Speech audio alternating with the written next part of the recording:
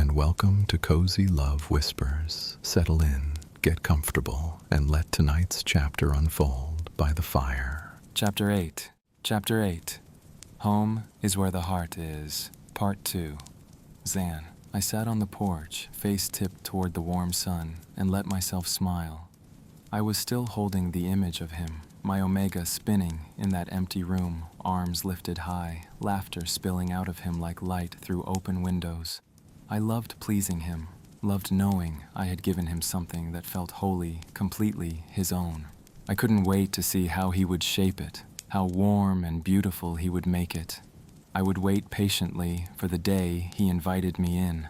That room belonged to him, and I would respect that, but there were other ways to take care of him. When Nick came out, I would give him the tablet I had prepared. Large screen, already set up.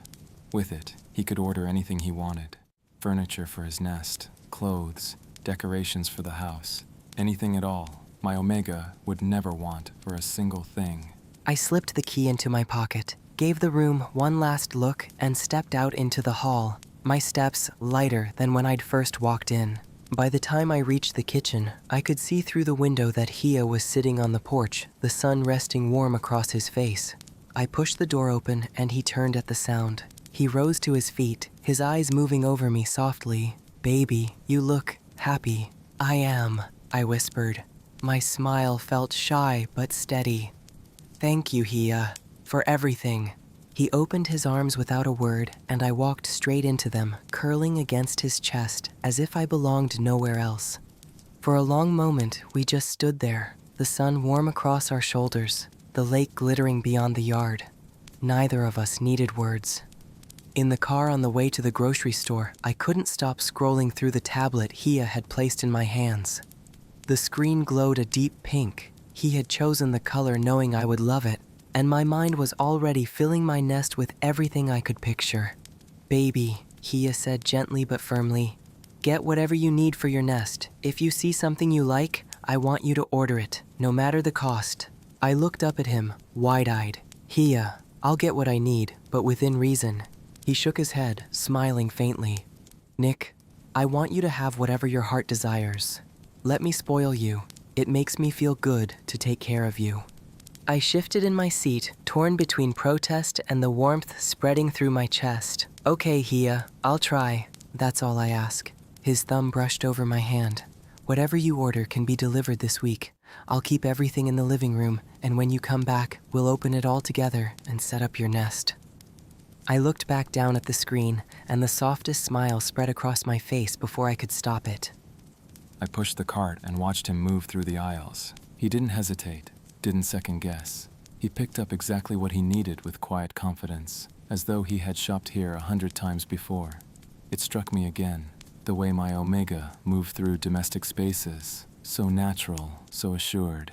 Grace and warmth and purpose, all woven together into him. Watching him now, filling our cart with such care, I felt myself fall in love with him all over again. I followed him through every aisle and loved every second of it. Back in the kitchen, I sat at the island and could not move. Multiple pots simmered on the stove. I watched him stir, whisk, and wash dishes as he went, finding every utensil without searching, adjusting every appliance as though he'd lived here for years. The air around me was incredible. Garlic, cream, butter, herbs, all of it blending into something rich and comforting that filled every corner of my home. I offered to help more than once. Each time he shook his head without even looking up. "I've got it, Hia," and he did. In less than an hour, dinner was on the table, set perfectly, serving dishes already filled, 2 places laid side by side. He came around, took my hand, and guided me to the head of the table as though it were the most natural thing in the world. We bowed our heads together in a small prayer. When we lifted them, he was already on his feet, serving me first. Pasta, then the rich creamy sauce, before returning to fill his own plate and sit beside me. I sat there with my mouth slightly open, just watching him. "Hia?" he asked softly, catching my expression. "Is something wrong?" "Oh no, love." I shook my head slowly. "Everything is wonderful. I'm just in awe of my beautiful Omega boy." He ducked his head, hiding behind a twirl of noodles. "Hia, eat before it gets cold." I smiled to myself and reached for my fork. He'd better get used to the compliments, because there was no way I could hold them back. We ate in comfortable silence, the soft clink of forks filling the warm air. Every bite was perfect, rich, comforting, better than anything I could have imagined. I set my fork down and looked at him. "Baby, can I ask you something?"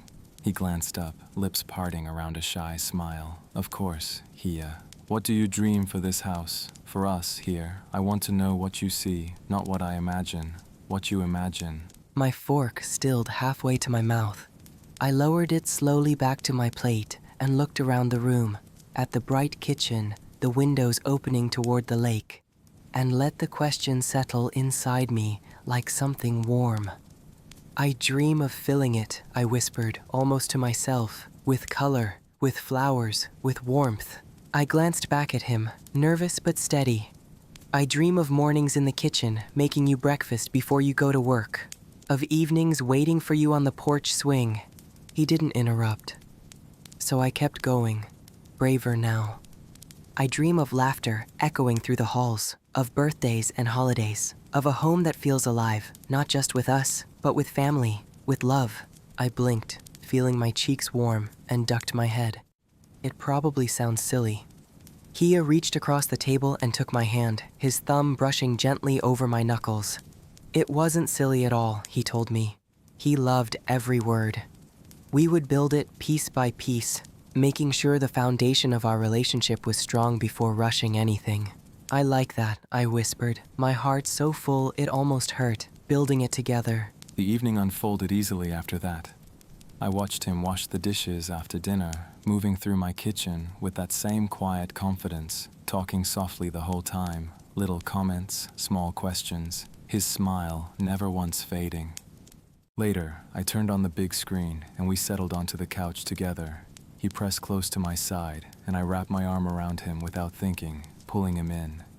The quiet between us grew richer with every passing minute. Slowly, I felt his head slip from my shoulder down to my chest. His body softened, his breathing deepened, his weight growing warm and heavy against me. I shifted, drawing him fully into my lap, one hand moving in slow, steady circles across his back, the other lifting to press a kiss to the crown of his soft, white blonde hair. The sigh that escaped him pierced me straight through. To have him here, safe, warm, mine.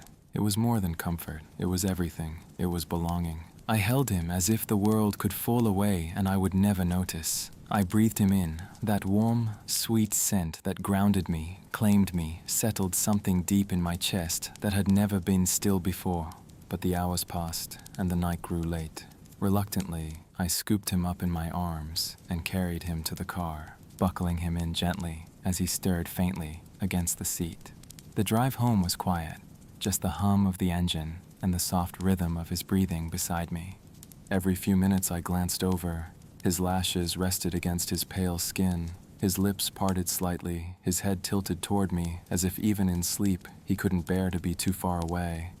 The ache of having to let go pressed into my chest like a stone, but a promise rooted itself there too, firm and certain. Next weekend would be different. Next weekend, he would stay the whole weekend. The tires crunched softly over gravel as I pulled into the driveway. For a long moment, I didn't move. I just watched him sleep in the glow of the porch light, pale gold across his lashes, peaceful and still. I wanted to freeze time, to stay here with him forever, but the world would not allow it. Quietly, I slipped out of the car, circled around, and gathered him into my arms. He stirred faintly, sighed, and nestled closer against my chest, as though he knew exactly where he belonged. The front door opened before I even reached it, his parents already waiting. Their faces softened the moment they saw him, safe, sleeping, cradled close. "He had a long day," I said quietly. His mother's hands reached out instinctively. "Bring him upstairs." In his room, I laid him carefully on the bed and pulled the blanket over him. He curled onto his side, the faintest smile tugging at his lips even in sleep. I straightened and met his mother's eyes. "Thank you," I whispered, "for trusting me with him today."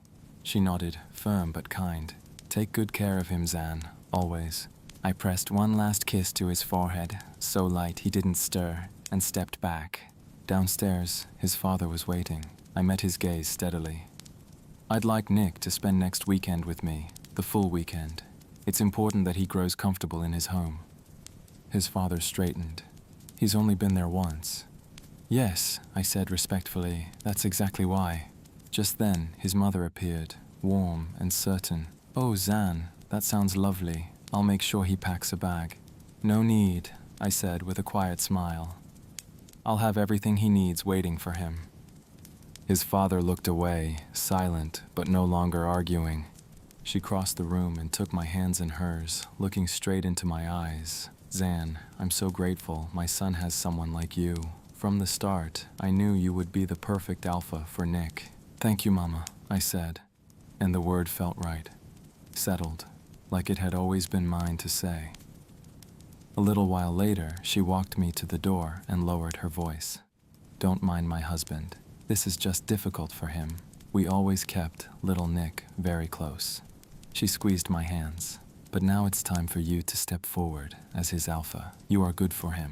My husband sees it too. It may just take him longer to say it. I'll do whatever it takes, I told her, to show him how much I love and care for your son. Her eyes shone. Everything you've ever dreamed of in an Omega, my son will be, and more.